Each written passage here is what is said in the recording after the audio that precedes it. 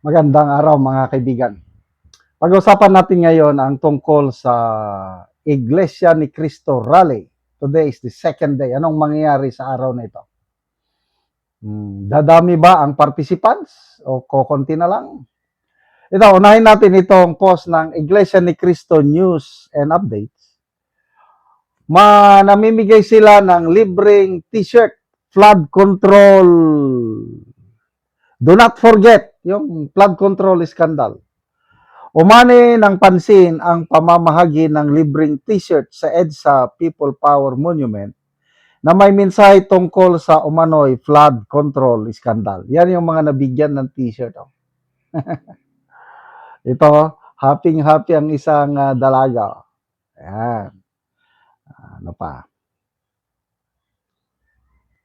Ito yung t-shirt. Oh. Do not forget. Flood control scandal. Do not forget. Yan nakatatak. So, paano ito makakuha? Magpunta lang kayo sa rally. At namimigay ang Iglesia ni Cristo ng libreng t-shirt. Gusto ko rin sanang makakuha ng t-shirt na ito and para isuot or baka pwedeng makabili. Ano? So anyway, nagpapatuloy po ang rally. Kahapon, walang permit. Surprise nga eh. Kaya mayroon atang kakasuhan. At ang Department of Justice, sabi naghahanda na daw sila na lilitisin o magkaroon ng due process proceeding sa sasampahan ng kaso sa permitless. Walang permit kahapon. But today, nag-search ako kung tutuloy ba ang rally. Sabi ko, will there be another Iglesia ni Cristo rally at EDSA today? Kasi parang may kumakalat ataw na text na wala nang rally. Oh, wag niyong paniwalaan yung mga text messages na yan. Fake news yun. Mayroong rally. Sabi dito, yes, the Iglesia ni Cristo rally along EDSA is continuing today, Wednesday, July 1, 2026. Following a sudden permitless gathering yesterday that severely disrupted traffic, organizers secured an official permit from the Quezon City government allowing them to continue their demonstrations today. The primary gathering is centered at EDSA People Power Monument and EDSA White Plains Avenue in Quezon City. Around 5,000 members were already documented at the monument early this morning.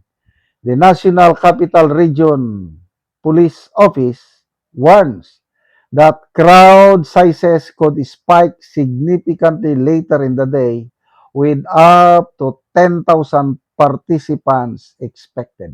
Nako, kahapon nata mga sobra 10,000 lang o 20,000. Ngayon, mas madami ata. Aabot ng 100,000. Dami. I-compare mo sa ano yon, yung White Ribbon March inorganize ng mga makakaliwa. Wala pa atang sa 10,000. So ito is 100,000. So over 600 Philippine National Police personnel are currently deployed to manage the crowd. The force may scale up 2,500 officers as the day progresses to enforce order and monitor security. So, Iglesia chokes, EDSA then gets permit for second day. Okay, so kahapon, maraming mga speakers. Senator Remy, ang napanood ko na yung salita niya, Governor Chavit Singson, then mga leaders ng Iglesia ni Cristo. Nagsalita rin si Senator Cayetano, Alan Peter Cayetano. Sinasabi niya is, ang ginagawa ng administrasyong ito is selective justice. And I agree. pinipili lang ang gustong sampahan ng kaso. Kasi nasaan na sina yung unang binabandera ng ombudsman, Martin Romualdez, nasaan na yung kaso niya? Wala pa rin hanggang ngayon. Joel Villanueva, Escudero, lahat yan. Inanunsyo na ng ombudsman na hinog na ang kasong isasampa. Ngayon, wala na. Mauuna pang sampahan nila ng kaso si Senator Marcoleta. Kaya nga, salamat sa Iglesia ni Cristo na nagsagawa ng rally na ito. Sana makapunta rin ako kung nasa Metro Manila lang ako ngayon. Kaya lang, nandito ako sa Mindanao. I believe maraming mamamayang Pilipino kahit hindi miyembro ng Iglesia ni Cristo nakikisa in spirit. Ako in spirit mag-attend ako. Salamat sa boses ng taong bayan na pinapahayag ng Iglesia ni Cristo. Nabasa ko yung post ng isang member ng Iglesia ni Cristo na nasa ibang bansa. Sabi niya, ito, ginagawa namin ito para sa susunod nating henerasyon para hindi sila maghirap. Correct. Kasi kung manahimik tayo ngayon, itong ginawa nilang pagnanakaw sa kaban ng bayan, bilyones ang nawawala, nalustay sa flood control. Ano na lang kinabukasan ng ating mga kabataan?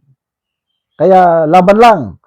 So, kung sino-sino yung magsasalita mamayang gabi, siguro, tingin ko, si Attorney Rowena Guanzon, sino pa ba?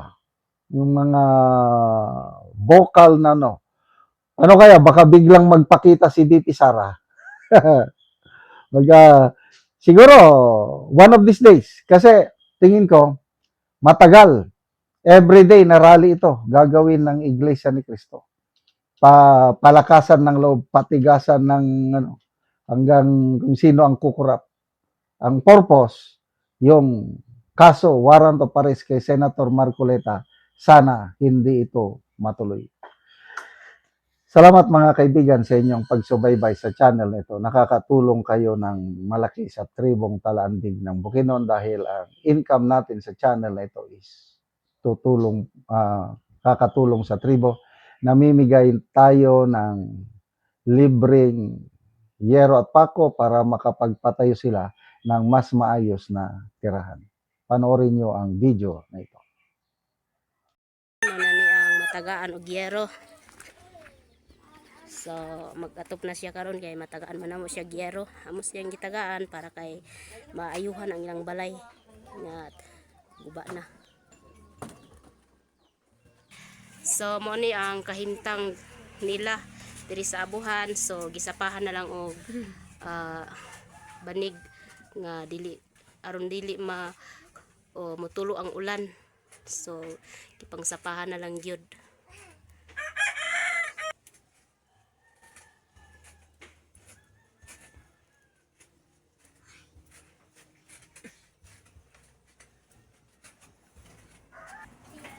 So muna ang ilang kahimtang.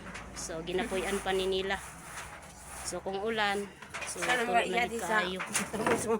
So gituluan mi gid kaayo kung muulan. So karon pila na ikatuig ining balay nganong tuluan naman kaayo? 5. So 5 years na kay anak. Na. So pila ka buki mong anak? 2. So 2 imong anak. Salamat sa Ginoo nakatatap net karon. Oh, so makatop na gid mo karon kay natagaan mo gyero.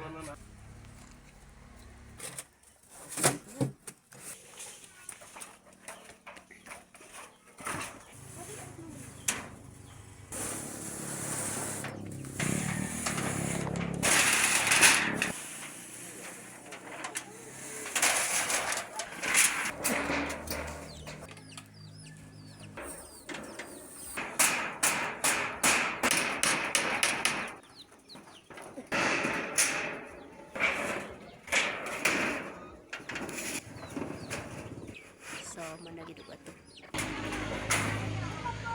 So karon managid. So managyod og atop. So nindot na kaayo. Salamat sa Ginoo sa nagsponsor nga napulihan na inyong atop. Napulian ang mong atop. Oh, so dako gyud yung pasalamat kay dili na mo tuluan. So salamat pod.